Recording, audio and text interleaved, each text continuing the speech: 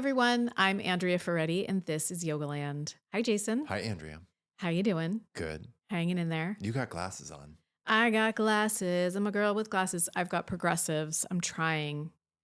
Everyone has told me you got to give them 2 weeks. I can barely give them 2 hours, so I'm not very patient. But I Yeah. figured this is a period of time where I'm both looking at you and occasionally looking down. All right. This is a perfect opportunity. So that's what I thought. Yeah. Yeah. I do really like the way they look, though. They I look have good. to admit, They look really good. it's just Yeah. kind of fun. Yeah. Have an accessory. Totally. Okay, so today we're going to talk about sequencing. Yeah. But before we get into that, let's talk about you've got some stuff coming up. 3 things. Yes. Number 1, Sequencing 2.0 is live. And that's really what has been inspiring the most recent podcast, including this one. Because when I create that content, I then have conversations that I want to make sure we have with everybody, right? This is really important conversations. And then I have 2 live workshops, trainings, events that you should totally join me in. San Francisco, April 24 to 26. And I'm going to tell you, it's almost sold out. Yeah. Yeah. I'm really happy about that. Yes. I'm not going to lie. I'm really happy about that. Super fun to go back to your hometown and see your people. Yeah. And then London, June 6th to 10. It is not almost sold out, but it is about 60% sold out. Yeah. And it's, yes, all those things. So join me for those things. You can go directly to the website. So Castro Yoga Room in San Francisco or Mission E1 in London, or they are also up on our website now. So I've been good about that. Yeah. Also, like and follow those of you watching this on YouTube. Like it helps. and follow. Please Smash that like button. Hit that subscribe button. All right. I do feel the need to ask you, as your wife / talent manager / marketing guru / COO / muse. I'm in a really weird mood right now. I need you to explain why, before we get into like the heart of the content today, why you decided to do another sequencing course. Like, what is new here? In the art of sequencing, which is my first course, I really focus primarily on individual classes. Like 95% of that course is about how to teach a good, well thought through, well constructed course. And so we have a ton of fundamentals about preparing for back bends, preparing for forward bends, preparing for twists, countering forward bends, countering twists, and so forth. So the vast majority of that training really is fundamental, like it's primary. And it touches a little bit into workshops and a little bit into curriculums. Sequencing 2.0 is really about thinking about breaking out of the individual classroom environments. So it's about teaching curriculums. It's about teaching series. It's about teaching workshops. And it's also about teaching online.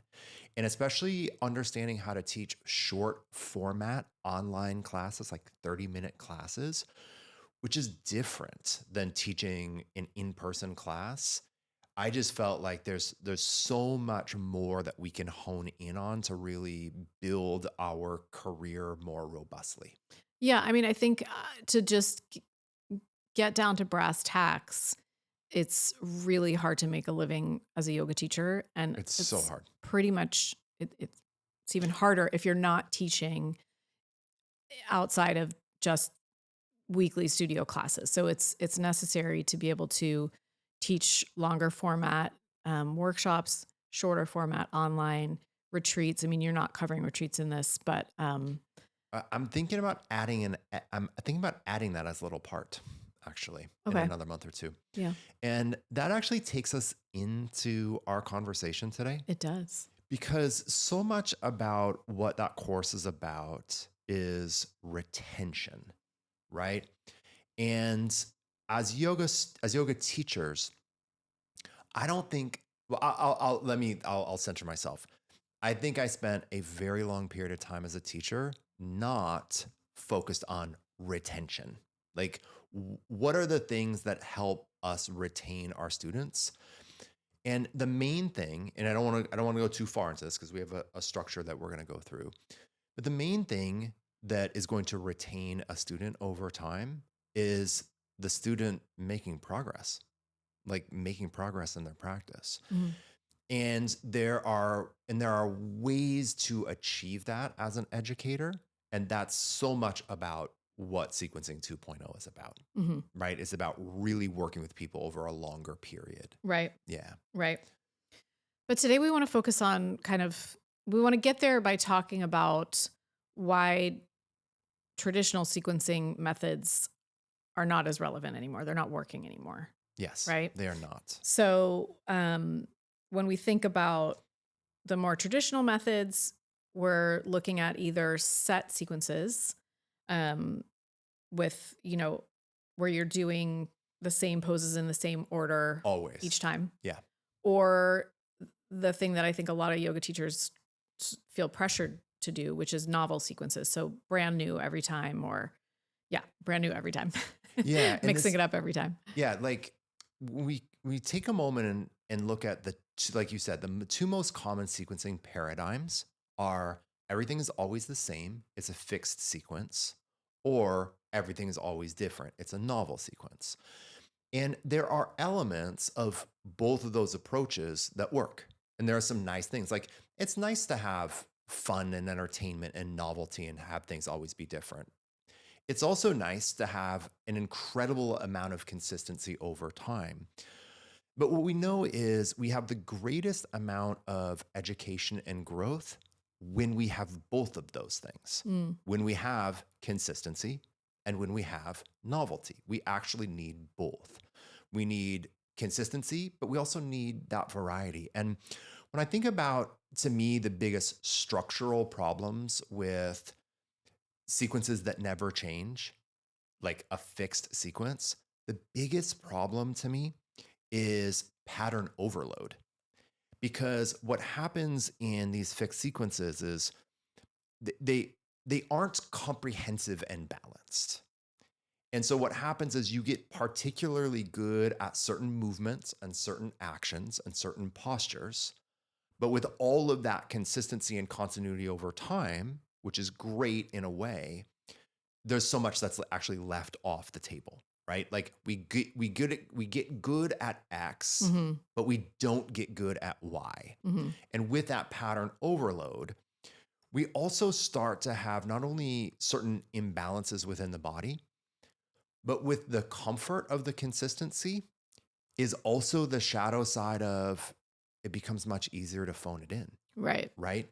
And anytime we're not going through some period where we're physically, mentally, and emotionally questioning our known patterns, then we're probably falling into a repetitive groove that we want to get out of, Hmm. right? Hmm. And then the biggest problem with sequences that change all the time is it's pattern underload, right? And I say this to my students a lot of times, especially when we're working on harder poses. I say, look, sometimes there are poses that you can't do because you're not strong enough, right? Sometimes there's poses you can't do because you're not flexible enough. But oftentimes there's poses you can't do because you just haven't done them enough Hmm. and you don't know them. Hmm. You're not familiar with them. You don't understand the leverage. You don't understand the technique. You don't understand the dynamics. And if we're always changing sequences, then we're not building enough skill and consistency over time, Hmm. right? Hmm. And so, as teachers, and we know this not just from teaching, but our business and our life, we do go through periods where we really need to pivot. And I don't feel like there's a single yoga teacher on the planet that has been teaching for more than 5 years that hasn't realized how much the yoga world has changed, both like uh, realistically, but also just uh, our job.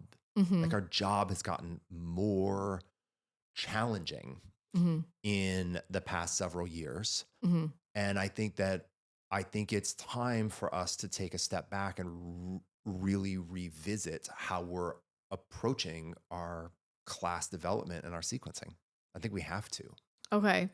So why don't you say a little bit more about why now, like what's gotten more challenging now that is leading to this necessary update? Yeah. Number one, and I'm going to say it, there are fewer people walking in the door. As a yoga teacher, there are just fewer people randomly walking in. And this doesn't mean that there aren't still a lot of people practicing yoga and we need to like get a job at Lowe's, right? I mean, but it is to say, I taught for a long time at high volume studios. And teaching in a high volume studio, especially in the city, in 2012 to 2019, every class I taught, there were at least 10 or 15 people that I have never seen before, Hmm. right? There was just, I think that during that era, I'm going to say 5 to 15 years ago, I'm going to say that during that era, I'm not saying that every class was always flush and packed, right? There were still challenges, but there was just a greater total volume of new students coming to yoga. There were fewer studios. There were not online classes, which we're going to talk about that in a moment. And yoga was still kind of ascending in terms of people's awareness of it. I think nowadays very few people are unaware that yoga exists and that they can come practice. And so I think that this number one issue is we just have fewer people coming in the door, which means we need to engage the people that do come in the door better. Mm-hmm. This is the first thing where we have to start thinking about retention, because if fewer new people are going to walk in the door, we need to think through the process that's going to help engage the people that do. Mm-hmm. Mm-hmm. Yes, Okay. that's the first huge key. Mm-hmm. Yeah, that's a big one. It's a huge one. It's a huge one. Traffic is lower. Yeah. It is. And I mean, in part, it's also that people, when we were younger and yoga was really taking off, it was, the belief was that if you were going to do yoga, you did it every day. Yes. Okay. So that's the next one. Yeah. So you're getting into the next point. Yeah. Yeah. Yeah. You're going to do it. And like, if you're a real practitioner, you're going to do it 3 to 4 days a week or every day. Yes. You're not going to be faffing around, you No. know, I don't know is that a bad word? No. Okay, good. Oh my gosh. No. You know, jumping rope or whatever else you're going to do. If you want to get better at yoga, you're going to do yoga. Yes. And so, and I bought that hook, line, and sinker. Yes. And it's just, we know now that that's, first of all, not necessary. No. And, you know, if you want to do that, that's fine, but it's just not a requirement anymore. From a purely mechanical perspective, it is not a requirement. Right. For sure. Not a requirement anymore. And also I think, maybe I'm going to sound like a snob saying this, but I just think that the fitness industry has gotten a lot smarter. Yes. So we're going to get to that, Mm-hmm. right? Which is a huge element. So the number one element, not as many people are coming. The second element is exactly what you said, which is the people that are coming are typically doing other things as well. Right. And, you know, to me, your sister, and I was telling other family members, I was giving Laura as an example of somebody that to me represents this like global pivot, which is there are still people that are coming to yoga, but if they're going to go do some movement modality, and I know yoga is more than movement, but if they're going to do some movement modality, instead of doing yoga 3 or 4 days a week, they're going to do yoga once or twice a week. Mm-hmm. And then those other days of the week, they're going to do some cardio, Mm-hmm. or they're going to do some sort of strength training, or they're going to do some sort of CrossFit, or they're going to do some sort of dance. There's been a much more significant normalization of integrating a yoga asana practice with a strength training practice. Those things aren't taboo anymore. Like those cultural lines, they're not lines anymore, right? And from a purely mechanical perspective, It's probably a good choice, Mhm. right?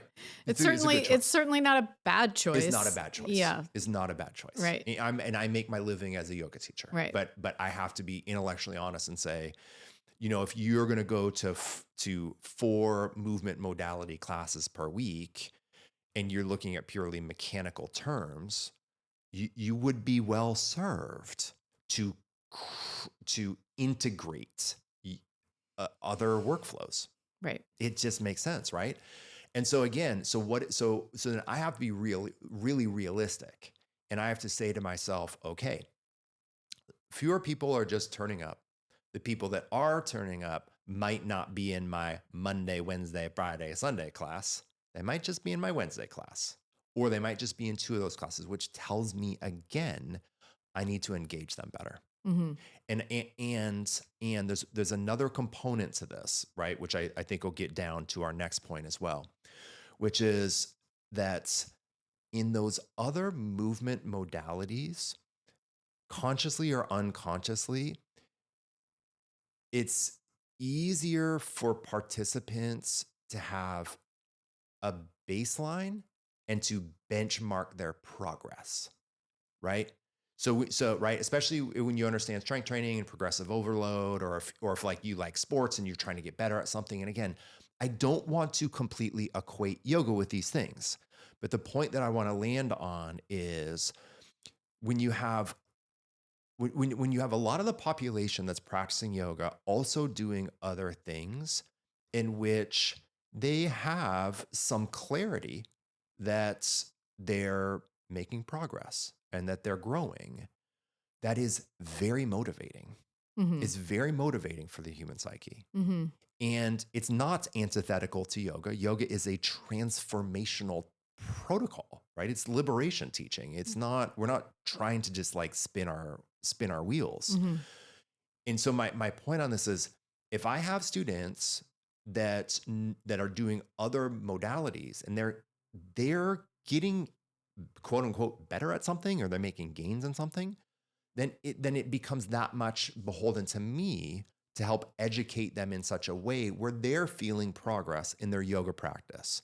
And that might not just mean they can do a harder pose. That might mean that they can deal with stress better, that they can relax more deeply, that they can sit still. But the point is, as a community, we have to really think more about education than this is just going to be a really awesome flow. Mhm. Mhm. We have to. Mhm.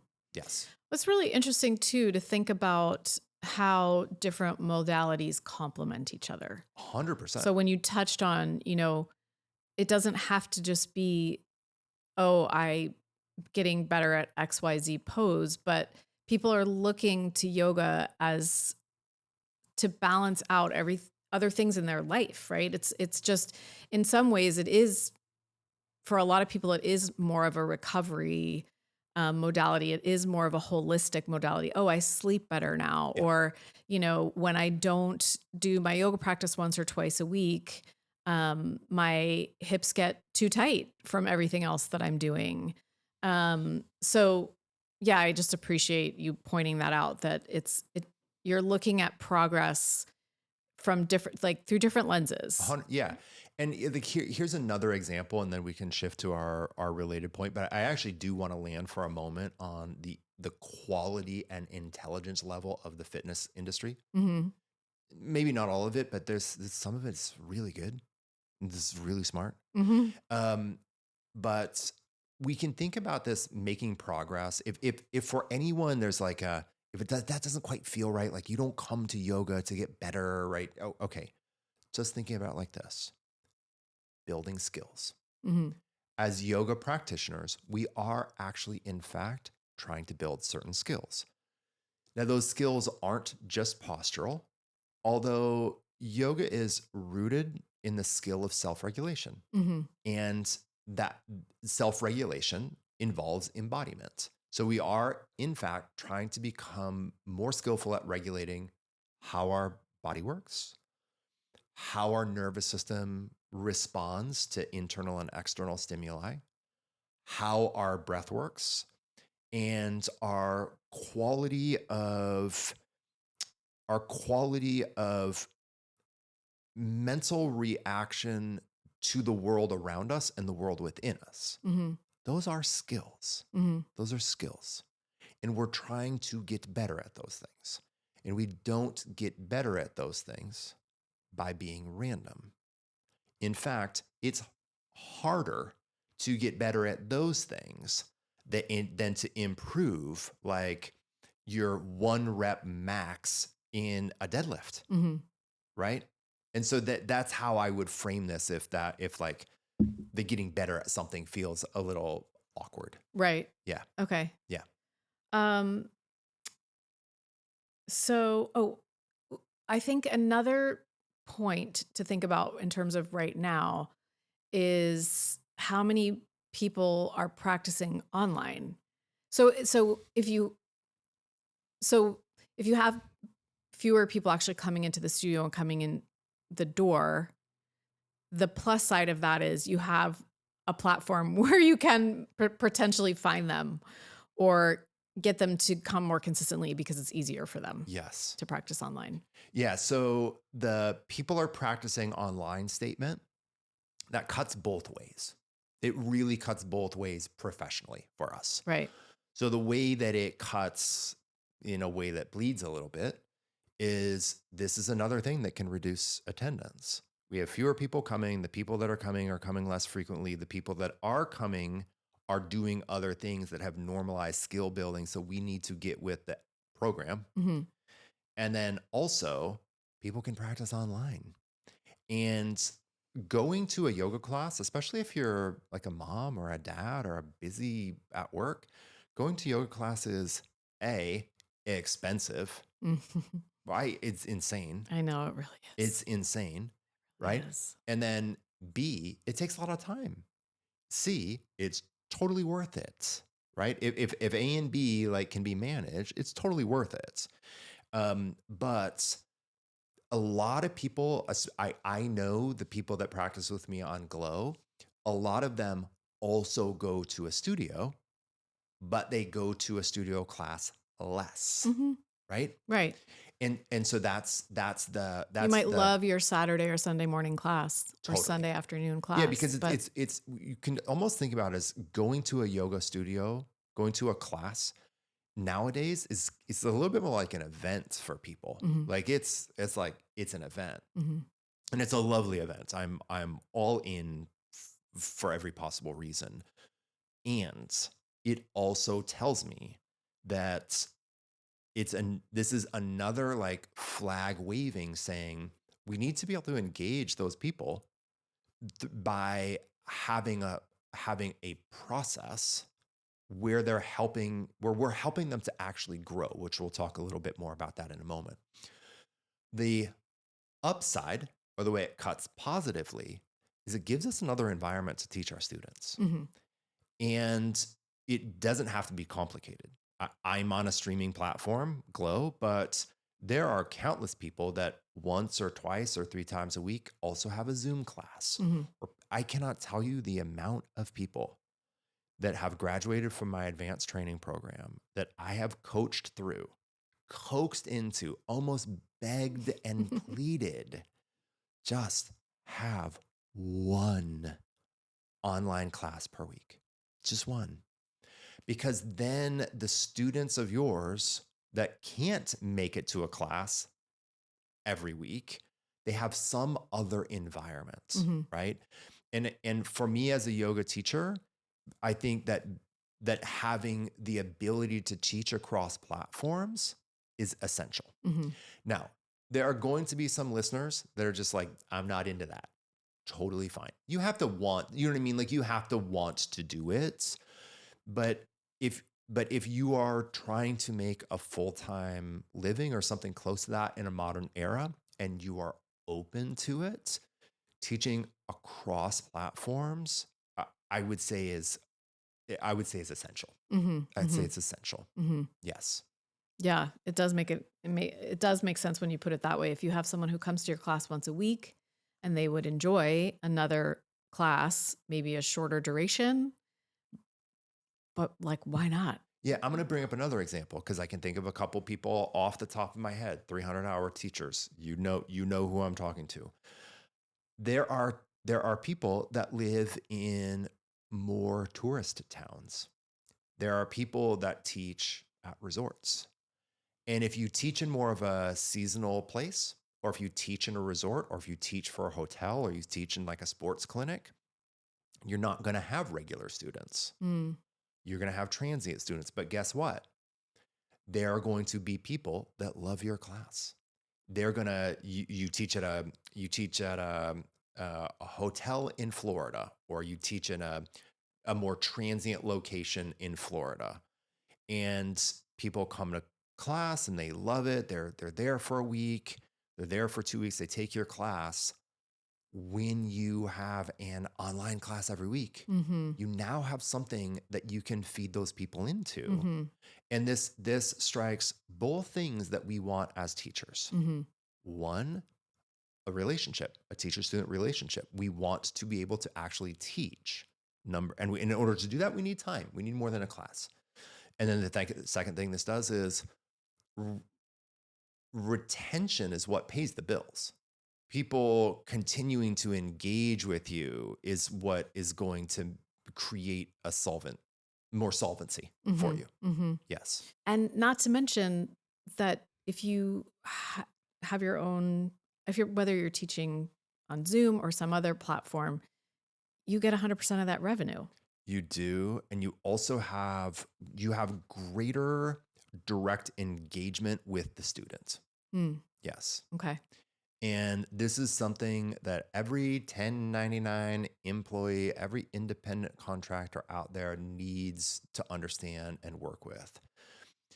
I am and have always been incredibly thankful, professional, and grateful for the studios that I work with. And none of them have ever paid me a living wage. Not one, because it's not the business model that they're set up for. Right. So, what I've always known is when I'm here at this studio, you have my 100%. And right now, I'm not trying to sell some other studio and so on. However, I'm always going to have a website, and I'm always going to have a ample ways for people to find me so that they can engage with me in multiple platforms. And it is just an absolute necessity unless you are working for a studio that you have part ownership of, and they pay you a healthy living wage. Right. Yeah. Right. So you're alluding to the fact that studios, you just have to, that studios, I'm alluding to the fact that you need to be that running a studio is very difficult, mhm. and it has a lot of stresses, and it has a lot of financial stresses. And I think that when you're teaching at a studio, you're not at the end of class being like, join me tomorrow at Sally's other Sure, studio sure, and sure. join me on the Glow and peace out, right? That's not you. You can't do that. That's not professional and okay. And at the same time, you want to have a website. You want to have a presence. A You way for people to find you. Yeah, Okay. you want easy mechanisms, or especially for people, because people are going to inquire. Back to that statement earlier about travel towns and so forth. People will come up to you after your class and say, "Where else do you teach?" "I'm just here for a week. Where else do you teach?" "Oh, I loved class." Do you teach anywhere else? It's going to happen time and time again. Listeners who hasn't happened for, it's okay. They still love you, but people are going to ask. And so having the ability to engage them and have an opportunity for them to practice with you in an environment that you control is necessary for an independent contractor. Right. It's necessary. Right. Okay. Yep. Yep. That's good I advice. want to say, I'm going to go hard into this one more time. I would say this to any studio owner that I've ever had a relationship with. I would say, I I will never ask you to compensate me in a way that doesn't work for you financially. And I need I need to have the freedom in order to sustain my life and my family. Mm-hmm. Period. Mm-hmm. Period. Right. Yeah. Yep. Good advice. Okay. Do we want to talk about ClassPass at all? Really quick. Okay. So I think this is and again, there are some upsides to ClassPass for sure. There's the upside of being able to take someone's yoga class and then rail on them in I your was going to say, really? Are there upsides? in your review? in your review with this unqualified and rude and weird. As an aside, yoga teachers, I heretofore ban you from reading you or anyone else's Yeah. ClassPass review. You are banned. I am making this decree. Yeah. Okay, now the biggest issue with ClassPass from a teacher's or a studio perspective is that ClassPass incentivizes non-loyalty. Yeah, it does. It does. And so this is another reason why we have to really focus not on the transient students. Be kind, be gracious, be engaged, be caring with anyone that comes in that class. But it's the consistent students that are that we should be giving the greatest amount of educational scope and focus to, right? Like if there are 10 people in my class, I'm going to treat all of them equally. But if I know that 3 of those people are never going to come to my class again, then I'm not going to factor them in to my future programming, Mm-hmm. right? That would be a really foolish mistake. Mm-hmm. So I can't really create programming and classes around the student archetype that is inconsistent and looking for, the least expensive, quickest class to take. Mm-hmm. Okay. So what I really have to be able to look for as a teacher and build for as a teacher are students that are consistent. And I know this to be true. The more you are consistent, the more you find students that resonate with consistency. I like that. It's just, Sure. it is so straightforward. Makes sense. And that is the kind of student that as a teacher, we want to engage with the most. I'm not saying we shun someone because they're just there for an hour, right? But like if I'm gonna, it is actually a relationship. So if I'm gonna invest my thought, my time, my care in developing someone's skills, then I want to do that in such a way that resonates most with the people that are consistent. Yeah. Right? I mean, it just makes sense. It's It just completely makes sense. If the way that you are is going to attract your people. 100%. Right. Yeah. Yeah. I don't want to get into law of attraction here or anything, but No. But you get the point. Yeah. Right. Mm-hmm. And so I'm going to say one more thing, and then we'll talk about some of the hows. I just want to land on this again. Everything to me, and I have been a yoga teacher for almost 30 years, and it has never been easy. It has been constant pivoting. It's been constant work, and it's hard. But everything has always told me, be focused on retaining your people. Find your people. You have to work to find your people.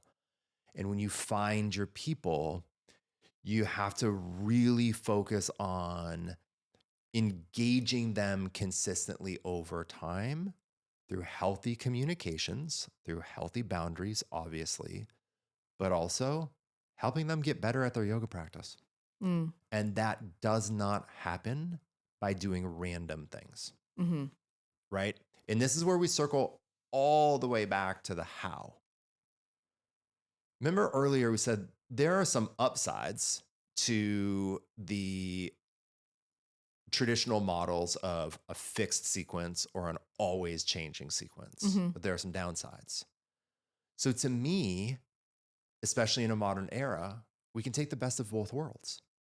And to me, what that often means is have a more or less fixed sequence or a fixed set of themes or a fixed set of postural focal points or all of the above, and build about a month-long progression.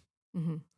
Because what that gives us is that gives us consistency for a period of time, but it also gives us variety over time, Mm-hmm. right? Yeah. Yeah. And I just think that this is so key. So instead of something is consistent, like forever, or something is never the same, Mm-hmm. we keep a focus for anywhere from 4 to 6 weeks. Mm-hmm. We develop those skills. We develop a progression through the month. And I think a really important component to this is that we tell our students, that we talk through it. We say, hey, everybody, this week or this month, we are going to have, like we always do, every class balanced, comprehensive, good, fun. We're going to get at it. But we're also going to focus on a few things. We're going to focus on helping helping the shoulder move more deeply into flexion. So we're going to focus on lengthening the lats. We're going to focus on lengthening the triceps. We're going to focus a little bit on strengthening the lower fibers of the trapezius. And as we do this, we're going to emphasize shoulder openers, but we're also going to build out our back bends a little bit. Mm-hmm. And I think one of the things as teachers that we can all do with this approach or with this mindset and why it works is we're qualifying the benefit and we're connecting the dots and we're reminding our students that that this practice is cumulative, right? We're looking to develop ourselves over time. And by helping them feel like they're part of something and they're part of a cumulative process, Mm-hmm. then it actually goes back and it starts to, in a way, feel a little bit more like those smarter modalities of fitness training, Mm-hmm. which does what? Works in blocks. They work in blocks. Yep. They work with periodization. They work with progressions.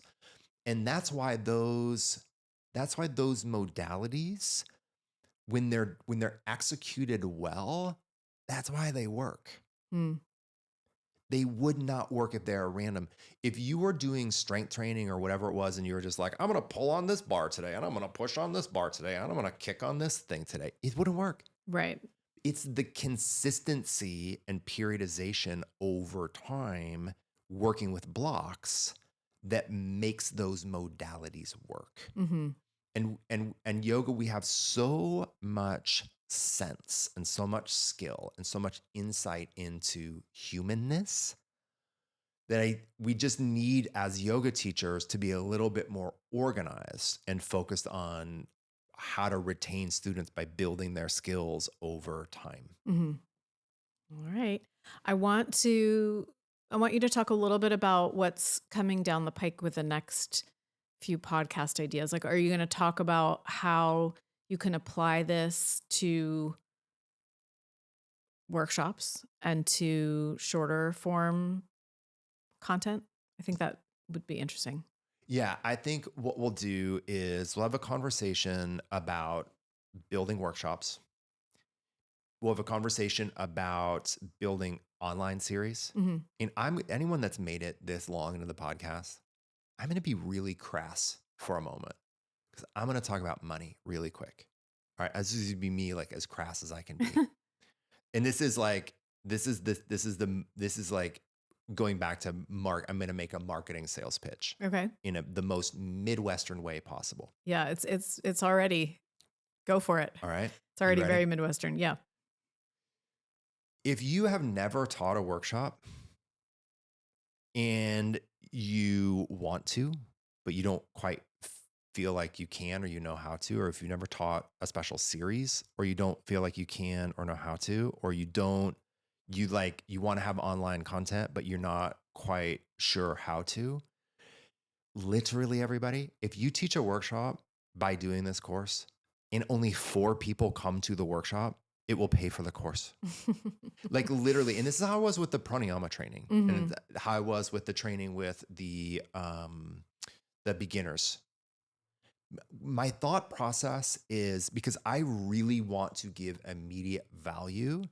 And honestly, as someone that has run their own small independent business for a long time, in order for me to invest for me to invest in professional education, I feel like it needs to either completely quench a thirst I have, like this existential thirst I have, or it needs to open up a professional door to my business that isn't yet open, right?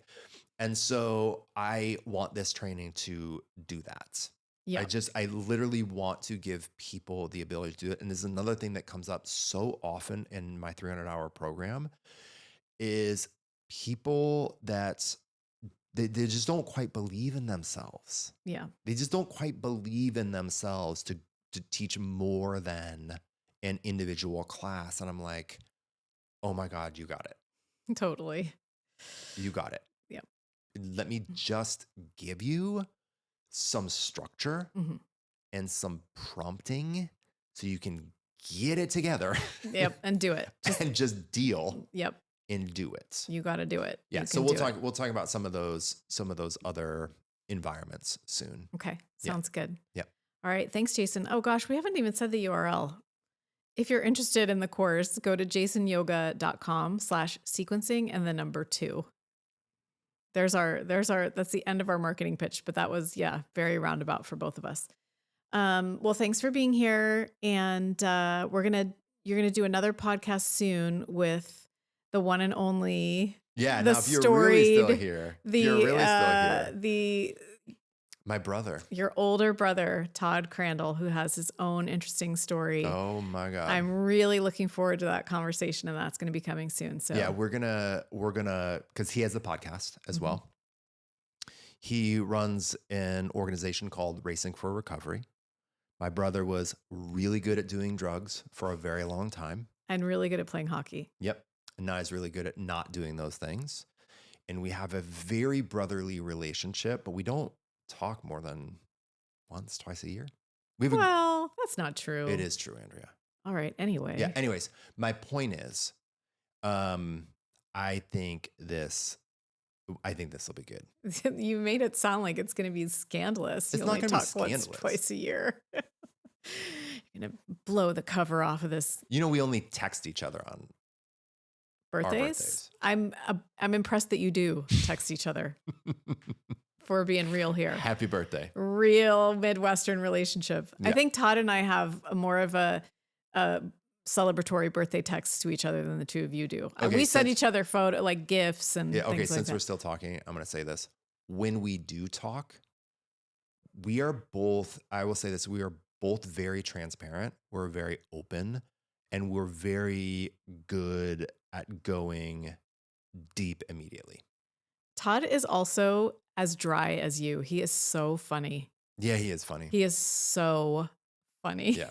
And when he laughs and finds something funny, he makes me laugh. I might be difficult to, people might have to cover their children's ears during this conversation. All right. Yeah, I don't think kids are listening to our podcast anyway, so. Well, you never know. I don't think the kids these days. Yeah. All right. Thanks for listening, everyone. We'll see you next time. Until next week, enjoy your practice.